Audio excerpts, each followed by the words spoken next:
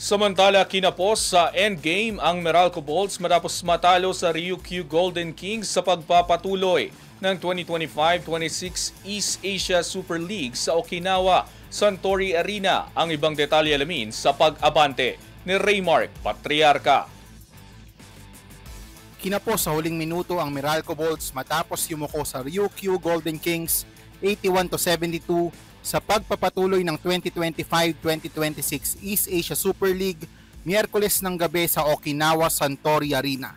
Naitablasanan ng Bolts ang laban matapos inapit ni Chris Newsome ang score sa 72-74 sa pamamagitan ng isang clutch 3-pointer. Ngunit nagminti sila sa pagkakataong maitabla ng magtala si Rondae Hollis Jefferson ng turnover sa natitirang 1 minuto. Sinamantala ito ng Ryukyu sa pangunguna ni Ryo Sadawara na tumira ng 3, habang si Ryuichi Kishimoto ay kalmadong nakapagtala ng 2 free throws upang tuluyang isara ang laban para sa home team.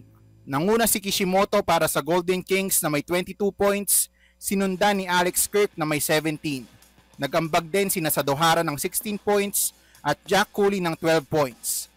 Pinangunahan ni Hollis Jefferson ng Meralco sa kanyang 25 points, habang nagtala si Ismael Romero ng 13. Umambag din si Newsome at CJ Cancino para sa Meralco. Nangyari ang laban habang wala si Justin Brownlee, na hindi nakalaro dahil sa sakit dahilan upang magkulang sa opensa ang Bolts sa endgame.